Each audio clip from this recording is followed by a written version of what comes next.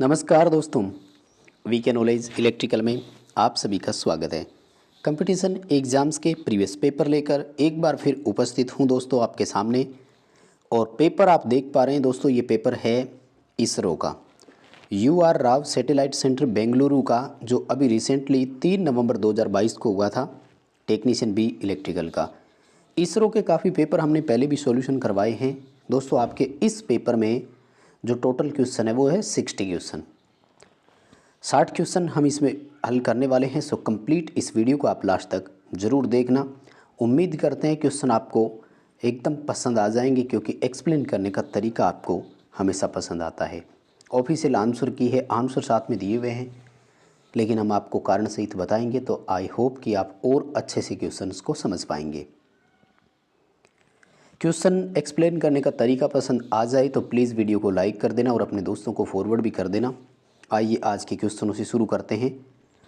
Number 1 सवाल आपके सामने है, एक चालक की प्रतिरोधकता दर्शाने के लिए चिन्ह कौन सा काम में लेते हैं? रेजिस्टिविटी के लिए पूछा है, तो रेजिस्टिविटी को अपन रोहे से दर्शाते हैं, और ये तो ओम प्रतीक है, रेजिस्टेंस की मात्रक का प्रतीक है जिसको ओमेगा बोलते हैं अपन। म्यू वैसे तो कई सारे पैरामीटर्स को दर्शाते हैं, लेकिन हम यहाँ पर चुंबकशीलता को ले सकते हैं, यानी जिसको इंग्लिश में अपन परमेबिलिटी बोलते हैं। इसको अपन बीटा बोल सकते हैं। ट्रांजिस्टर के मामले में हम करंट गेन बीटा जो ज्ञात करते हैं उसको आप यहाँ समझ सकते हैं। अच्छा क्वेश्चन है वैसे, क्योंकि बेसिक जब शुरुआत होती है तो इस तरह के क्वेश्चन पेपर में आने ही चाहिए। ए ऑप्शन अपना यहाँ सही रहेगा।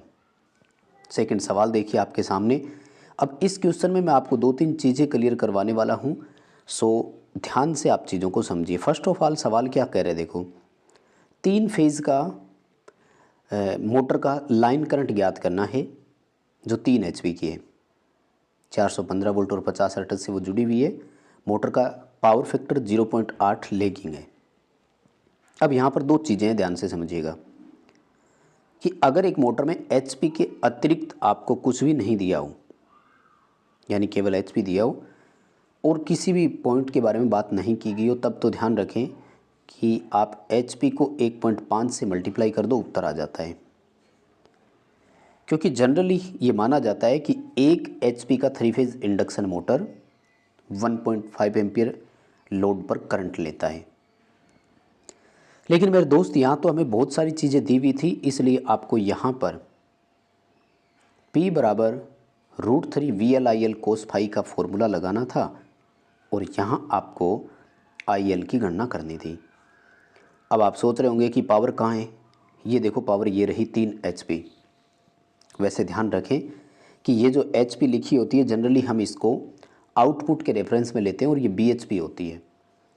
जब आपको मीट्रिक या ब्रिटिश नहीं लिखा हुआ मिले तो हमेशा 746 से गुना किया करो, ये भी ध्यान रखना।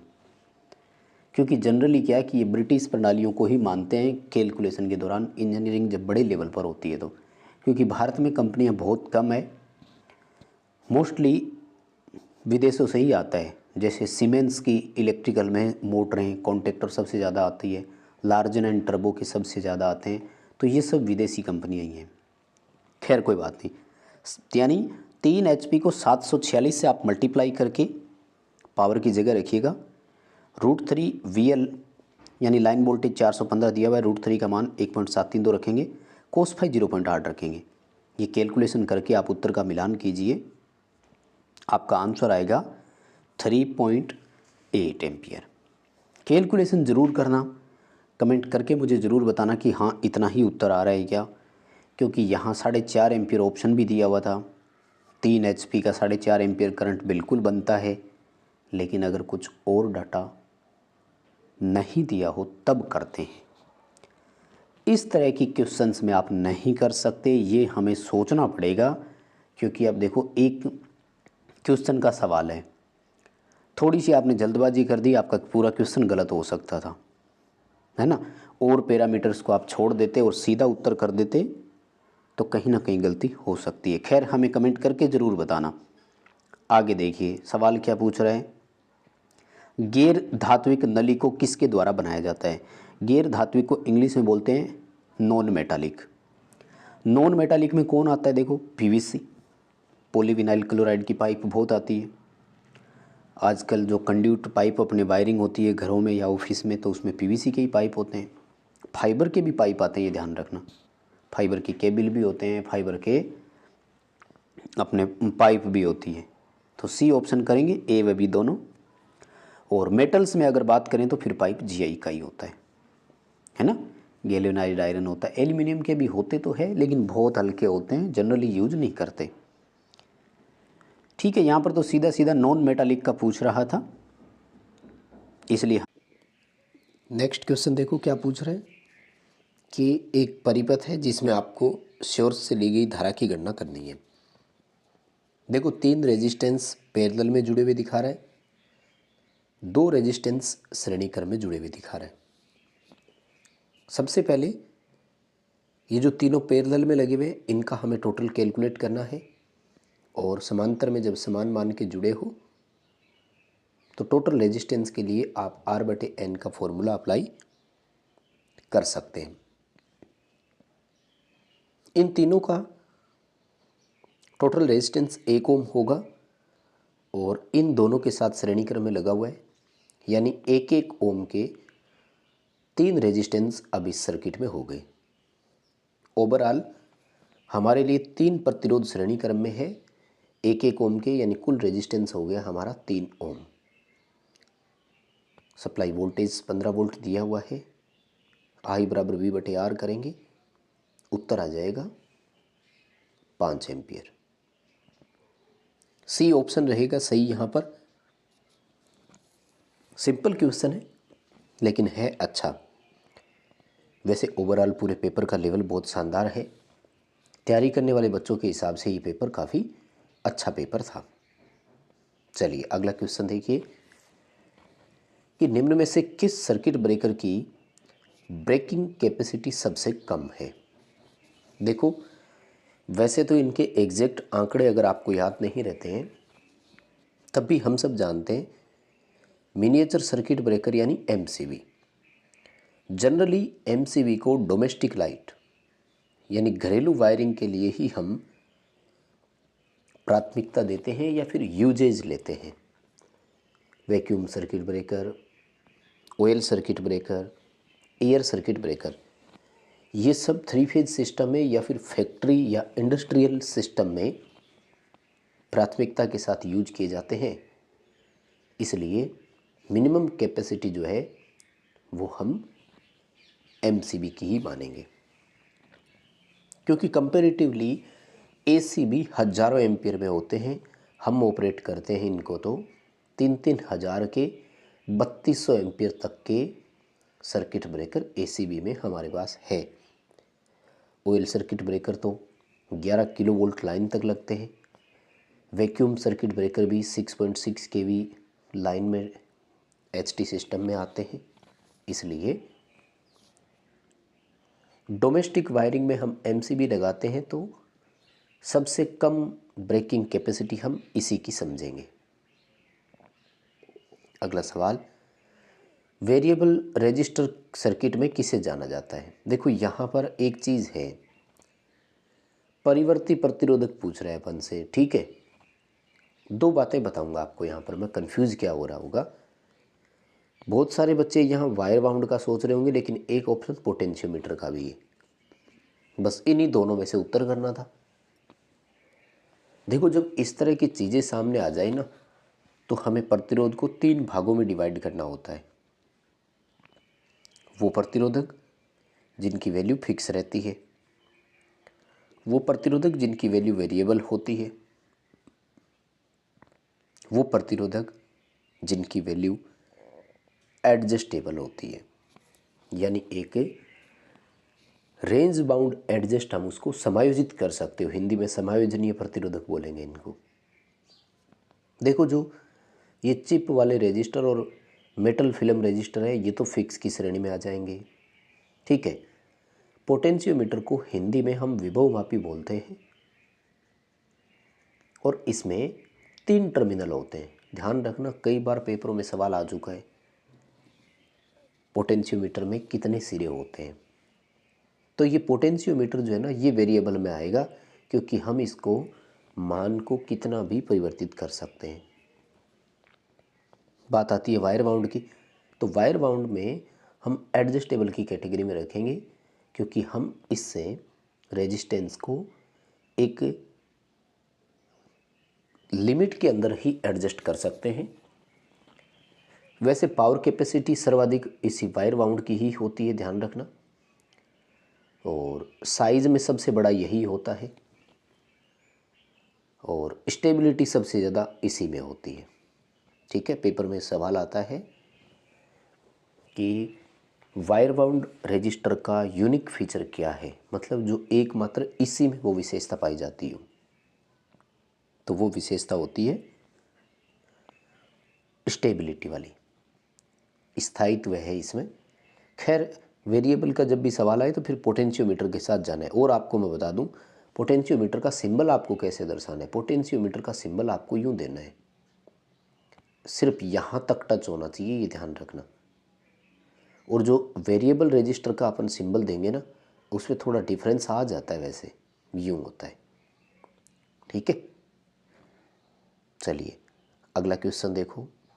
ट्रांसफार्मर की कोर को अगर अपन लेमिनेट कर देते हैं तो हम किसको रिड्यूस कर देते हैं? रिड्यूस मतलब कम करना।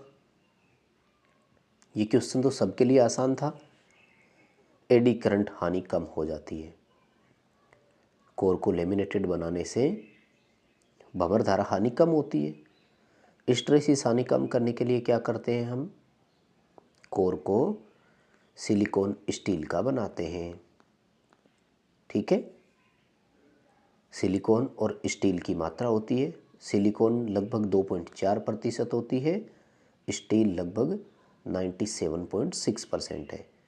राउंड फिगर में आए तो सिलिकॉन को 93% कर दो और स्टील को 97% कर दो। और ज़्यादा डिटेल से कोई पूछे तो बता देना कि ये कोल्ड रोल्ड ग्रेन ओरिएंटेड से बनती है, यानी ठंडे रवे बनते हैं छोटे छोटे, उनको फोर्जिंग करके हम इस सीट को ढालते हैं। लेमिनेट कैसे होती होगी? लेमिनेट जनरली वार्निश से होती है, लेकिन पेपर से भी हो सकती है। नेक्स्ट क्वेश्चन देखो। किस सर्किट का फॉर्म फैक्टर 0 होगा? मुझे लगता है इस क्वेश्चन में थोड़ी सी एरर हो सकती है। फॉर्म फैक्टर की जगह पावर फैक्टर पूछना था।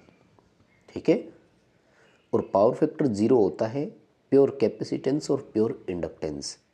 हालांकि इसमें भी इन्होंने अधूरे ऑप्शन लिखे हैं। शब्दों के आगे प्योर लिखा हुआ होना जरूरी था। वैसे तो आप सब इन सर्किट के बारे में जानते हो, इसलिए ज़्यादा कन्फ्यूजन आपको रहेगी नहीं, फिर भी एक बार और बता दूं मैं। शुद्ध इंडक्टिव और कैपेसिटिव सर्किट हो तो करंट और वोल्टेज के बीच फेज अंतर 90 डिग्री का है और कोस 90 का मान जो है वो 0 होता है, इसलिए पावर फैक्टर 0 माना जाएगा। तो डी ऑप्शन के साथ ही जाएंगे, कैपेसिटेंस और इंडक्टेंस का पावर फैक्टर 0 होगा। रेजिस्टिव सर्किट का पावर फैक्टर इकाई होता है। चलिए अगला सवाल देखो क्या पूछ रहा है। एक लैंप के रेजिस्टेंस की गणना करो जब उसे 9 वोल्ट बैटरी से संयोजित करें तो वो 0.1 एम्पियर की धारा प्रवाहित करे। सबसे साधारण क्वेश्चन मैं इसे कहूँगा, क्योंकि बिल्कुल बेसिक है। रेजिस्टेंस ज्ञात करना है, वोल्टेज और करंट दोनों दिए हुए। वोल्टेज का मान 9 वोल्ट है, करंट 0.1 एम्पियर है। कैलकुलेशन करेंगे तो आपका आंसर आएगा 90 ओम। भी उत्तर रहेगा। सिंपल सा क्वेश्चन है, इसमें तो कोई ज़्यादा इश्यू था ही नहीं। अगला सवाल देखो, काफ़ी अच्छा है। 3-4 पॉइंट हमें यहाँ से समझने को मिलेंगे। जो एक हमारा पावर ट्रांजिस्टर होता है, ध्यान रखें, पावर ट्रांजिस्टर के रूप में जनरली हम बीजेटी को देखते हैं, बाईपोलर जंक्शन ट्रांजिस्टर बोलते हैं। इसमें हीट सिंक कहाँ संयोजित होता है? फर्स्ट ऑफ ऑल, हीट संयोजन का उद्देश्य क्या है? हीट संयोजन का उद्देश्य होता है कि जो अपना टर्मिनल्स होते हैं उनको ऊष्मा से बचाव करना ताकि वो डैमेज या नष्ट ना हो जाए। अब सवाल ये पूछा जा रहा है कि हीट सिंक लगता कौन से टर्मिनल के पास है। दरअसल ट्रांजिस्टर के 3 टर्मिनल होते हैं, एमिटर, बेस और कलेक्टर। ध्यान रखिएगा, मैंने साइज पहले भी कई बार बताया, आपको मैं बता दूं। भौतिक रूप से सबसे बड़ा यानी फिजिकली कलेक्टर को सबसे बड़ा रखा जाता है और इसीलिए रखा जाता है कि कलेक्टर सबसे ज़्यादा हीट इसे सहन करना पड़ता है। तो हमारा उत्तर सी रहेगा, हीट सिंक जो है वो हमेशा कलेक्टर के पास लगाया जाता है। एक बार तीनों का मैं आपको और बता दूं, क्योंकि पेपर में क्वेश्चन आता है। फिजिकली सबसे बड़ा कौन है? कलेक्टर। उसके बाद कौन है? एमिटर। और उसके बाद कौन है? बेस। तो पेपर में सवाल पूछा जाता है कि एक पावर ट्रांजिस्टर में सबसे पतला क्षेत्र किसका होता है? तो सबसे पतला बेस हो जाएगा। एमिटर किस तरह का है? तो वो मध्यम हो जाएगा और कलेक्टर जो है वो सर्वाधिक हो जाएगा।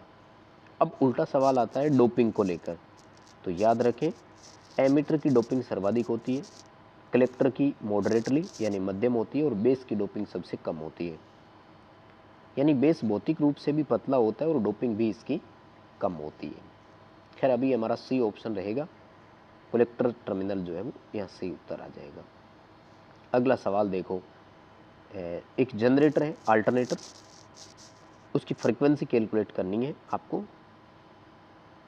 4 पोल उसमें अपन को दिए हुए और 1800 आरपीएम दिया है। तो F बराबर PN/120 का फॉर्मूला आपको लागू करना है। 4 पोल 1800 आरपीएम और उसमें 120 का अगर आप भाग देंगे तो आंसर अपना आएगा 60 हर्ट्ज।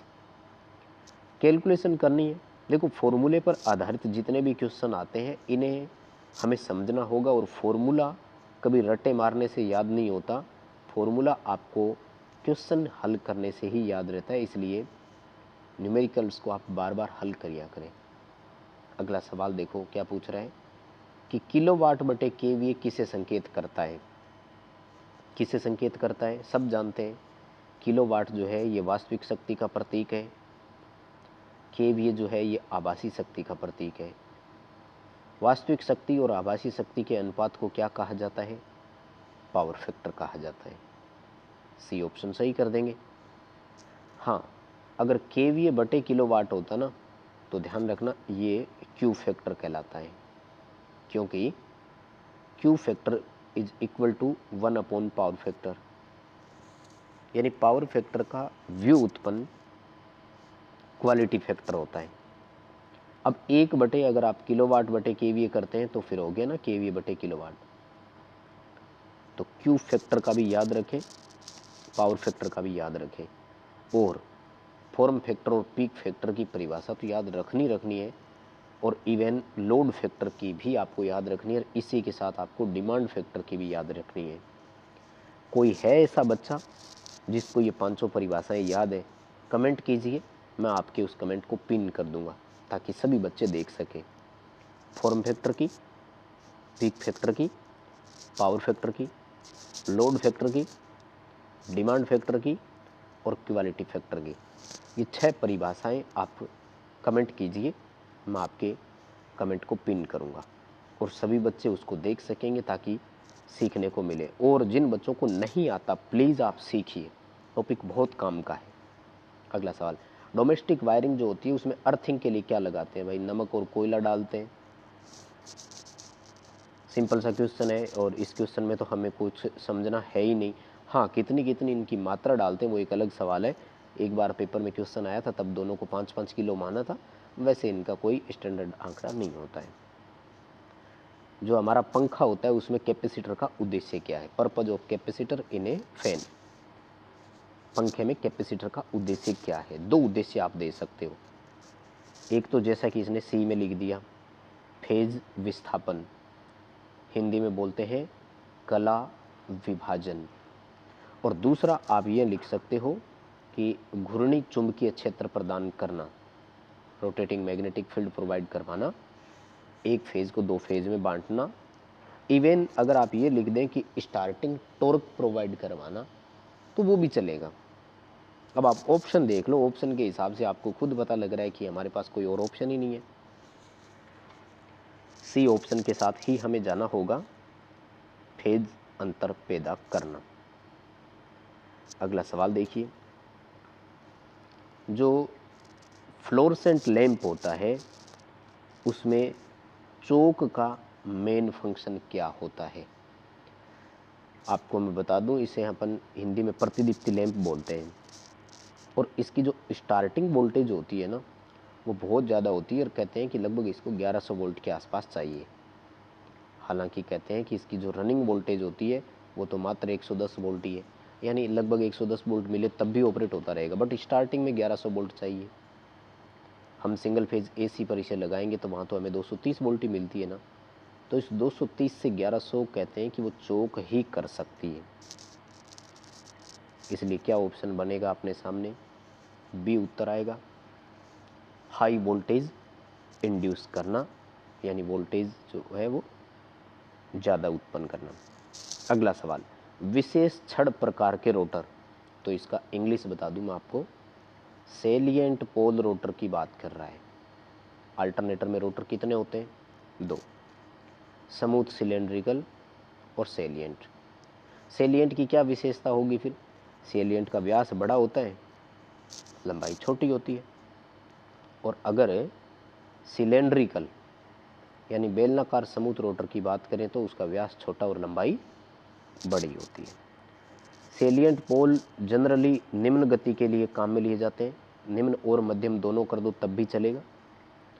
बेलनाकार जो होता है वो हाई स्पीड के लिए काम में लेते हैं, जैसे थर्मल पावर का स्टीम टरबाइन हो गया, या फिर न्यूक्लियर में टर्बो अल्टरनेटर हो गया, वहाँ पर बेलनाकार रोटर होता है। जबकि हाइडल ऑपरेटर जो प्लांट होते हैं उनमें सेलिएंट पोल प्रकार का रोटर काम में लेते हैं। अगला सवाल देखो, इलेक्ट्रोमैकेनिकल इंडिकेटिंग इंस्ट्रूमेंट कौन सा है जिसमें फोर्स उसमें ओसिलेशन पॉइंटर को क्विकली रोक दे? सिंपल सा सवाल पूछ रहा है कि पॉइंटर को शीघ्रता से रोक दे ताकि वो ओसिलेशन ना करें। सूचक मापी यंत्रों में वो कौन सा बल है? तो उस बल को हिंदी में बोलते हैं अवमंदक बल, इंग्लिश में क्या बोलते हो? डैम्पिंग फोर्स, है ना। क्योंकि डेफ्लेक्टिंग टॉर्क और कंट्रोलिंग टॉर्क मात्रा में बराबर होते हैं लेकिन एक दूसरे के विपरीत काम करते हैं, इसलिए इन दोनों की आपसी प्रतिक्रिया के फलस्वरूप पॉइंटर जो होता है वो फाइनल रीडिंग के आसपास मूविंग करता रहता है, फिक्स नहीं हो पाता है। इसे अपनी अंतिम रीडिंग पर स्थिर करने के लिए हम ओसिलेशन रोकने के लिए डैम्पिंग फोर्स लगाते हैं, हिंदी में अवमंदक बल बोलते हैं। और अवमंदक बल 3 प्रकार का होता है। अगला सवाल है, सामग्री की रेजिस्टिविटी को आरोही क्रम में, रेजिस्टिव यानी आरोही को बोलते हैं बढ़ता क्रम, प्रतिरोधकता बढ़ते क्रम में लगानी है। तो देखो, सबसे कम चांदी की होती है, फिर तांबा, फिर एल्यूमिनियम और फिर टंगस्टन। सिंपल कॉस्ट था इसमें। तो वैसे देखो, हम सब जानते हैं कि चांदी की सबसे कम होती है, चांदी को शुद्ध भाषा में रजत बोलते हैं। और चांदी का स्टार्टिंग में ऑप्शन ही देखो एक ही है, तो बी ऑप्शन पर मैंने डायरेक्ट क्लिक इसलिए कर दिया, समझ गए। स्टार्टिंग में चांदी ऑप्शन आप देखो ध्यान से, केवल एक ही ऑप्शन में है और किसी ऑप्शन में है ही नहीं, तो हमें इसी ऑप्शन को करना था। हाँ, ये काफ़ी अच्छा क्वेश्चन है और मैंने कई बार आपको पहले भी बताया कि एक ऐसा चालक जो चालक और न्यूट्रल, मतलब प्रोटेक्टिव चालक का भी काम करे और न्यूट्रल का भी काम करे। प्रोटेक्टिव चालक बोलते हैं अर्थ को, यानी अर्थ और न्यूट्रल दोनों का काम करे, तो मेरे दोस्त इसे पीई कंडक्टर बोलते हैं अपन। ए ऑप्शन रहेगा, प्रोटेक्टिव अर्थ और न्यूट्रल कंडक्टर इसका पूरा नाम होता है। और ये येलो प्लस ग्रीन कलर का होता है, ठीक है ना, आधा ग्रीन आधा येलो, जो अर्थ का भी काम करता है और न्यूट्रल का भी काम करता है। ये काफ़ी अच्छा क्वेश्चन है और नया क्वेश्चन है, इस तरह के क्वेश्चंस आपको सीखने चाहिए। प्लेट अर्थिंग में प्लेट के लिए प्रयुक्त धातु कौन सी है? 2 है, या तो गैल्वेनाइज्ड आयरन की होगी या फिर किसकी प्लेट होगी? कॉपर की प्लेट होगी। सिंपल क्वेश्चन है, पेपर काफ़ी अच्छा है, जिन बच्चों की अच्छी तैयारी थी उनके हिसाब से बहुत अच्छा था। प्लेटों का साइज़ आप कमेंट करके मुझे ज़रूर बताना। कॉपर की प्लेट होती तो साइज़ कितना है, जीआई की प्लेट होती तो साइज़ कितना है, ठीक है। तो चलिए दोस्तों, आज के इस वीडियो में इतना ही करवाएंगे, बच्चे भी क्वेश्चन भी जल्दी आपको प्रोवाइड करवा देंगे अगले 2 पार्ट में और 20-20 क्वेश्चन हल करवाते हैं ताकि आप भी आसानी से पूरा वीडियो देख सकें। और यहाँ तक वीडियो देखने के लिए धन्यवाद। लाइक करना बनता है, हमारा ऐप डाउनलोड कर लीजिए और चैनल सब्सक्राइब ज़रूर करना प्लीज़।